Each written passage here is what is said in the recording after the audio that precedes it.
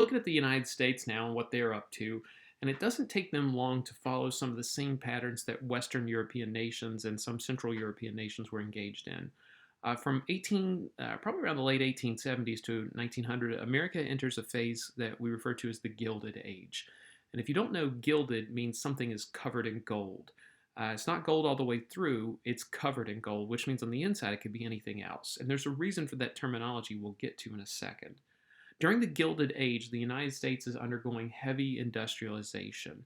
It's copying the trends of Europe. Machines are taking over the work that has traditionally been done by hand. And the United States, you see right here, is going to undergo a major change in its workforce over time, primarily agricultural at the beginning through the early 1800s.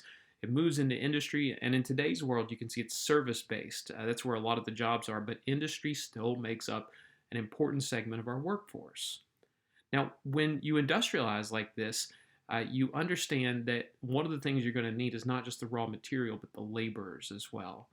The United States, even though it's got a vast amount of land, it encourages immigration during this time because immigrants are cheap labor. Take a look here. The sources of immigration change a little bit over time too. 1860 to 1900, you're going to see the Irish, the British, and the Germans make up the bulk of immigrants to the United States. And it's easier for them to mix into the United States because the Irish and the British, especially those two, they have a common language with the United States. They have more common cultures and religions as well. So it's easier for them to fit in. The Germans come in large part because of opportunity.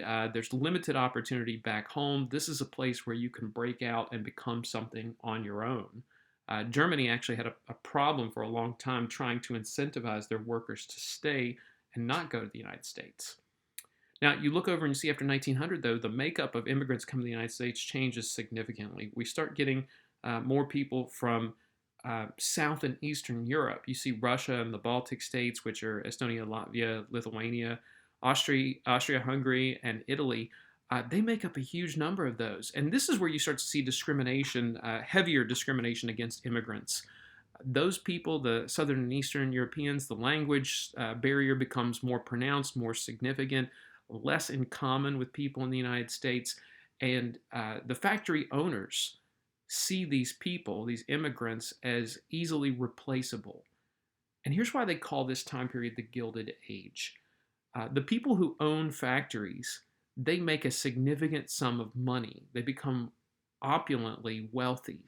Whereas the people who are working in the factories, they're not making anything at all. They're barely scraping by. And so this is going to lead to a number of changes within the United States, including movements towards better working conditions. You're going to see the rise of labor unions in the United States and the abolition eventually of things like child labor. Now, immigration to the United States aside, you need laborers, you need that workforce, but you're also going to need more materials. And the United States is going to engage in empire building just like European nations were. Now, the United States already had a vast amount of resources by the size of the country. However, that's not going to stop them from getting involved in chasing down more resources and having more land to pull those resources from. Plus, you're going to see some of the places that they get these resources from offer one-of-a-kind opportunities. Now, the first way in which the United States is going to acquire some land is through the Spanish-American War. And the Spanish-American War is going to, obviously, as the name implies, be between Spain and the United States. And what you see here is a worldwide map. Ironically, the Spanish-American War isn't really fought in Spain, and it's not fought in the United States either. It's going to be fought off the coast of Florida, in Cuba, parts of Puerto Rico, and the Philippines. And it's really a worldwide affair. Now, that aside, here's how the war gets started. 1898, this warship, the USS Maine, is going to Havana Harbor in Cuba. And Cuba was a Spanish colony, and there had been lots of accusations about mistreatment of the Cuban people by Spain. There were concentration camps that had been put up in place, and Spain, of course, was robbing the resources from Cuba. And the United States said, we just want to go down there to check out what's going on. Well, while the USS Maine is there, it mysteriously explodes while in Havana Harbor. Okay? Here's an artist's rendering of it that's going to make the newspapers, and it doesn't take a rocket scientist to figure out that this right here will inflame the opinions. You can see the people from the explosion that are going everywhere. And of course, immediately when the main explodes and the news hits the United States, everyone presumes that Spain has done something. It must be sabotage. This is an act of war.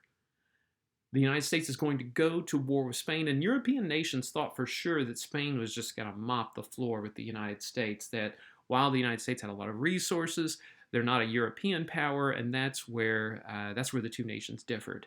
They couldn't have been more wrong about this. To make an incredibly long story short, the United States is going to defeat Spain in about 6 months. This is a quick little war, and the United States is putting the world on notice that they're one of the world powers. They're a force to be reckoned with. Okay? Now, from that particular war, the Spanish-American War, the United States is going to gain some land from that. They get the Philippine Islands, they get Guam, they get Puerto Rico, and Cuba is given its independence, but the United States will monitor Cuba and make sure that they operate in the right capacity.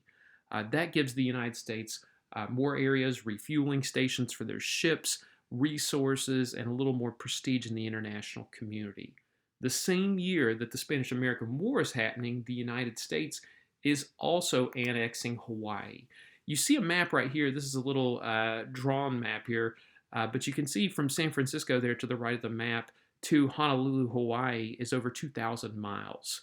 And that is a significant distance from the mainland.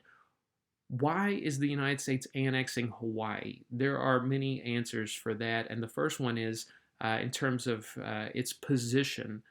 It's uniquely positioned in the Pacific so that it's a great stopping point for ships, particularly military ships. You can see that from Honolulu to Guam and then over to Manila, where the Philippines are, those distances allow you a convenient stopping point. It's also a good midway point on the way to Japan. You can also get to Alaska there. It offers you a lot of opportunity there. It's also a place for a military base, a naval base. The United States sees this as an opportunity to set up a Pacific fleet there that gives them fair warning about anything that might be coming towards the west coast of the mainland. Now, Hawaii is also relevant because of its natural resources. Hawaii has a lot of unique exotic fruits that you can't get anywhere else. In particular, pineapples. Sam Dole, if you've ever heard of Dole pineapples, Sam Dole is one of the businessmen who gets a contract to be able to go over to Hawaii and actually loot the resources there. Sugarcane is also something grown there. Coffee is something that is grown in the Hawaiian Islands, and today in modern America, it's the only place in the United States, in any of its territories or states, that can actually grow coffee beans because of the climate. So Hawaii is useful to the United States for a number of reasons. Now, next video we'll get into what we're doing in Latin America, and then we'll talk about the last group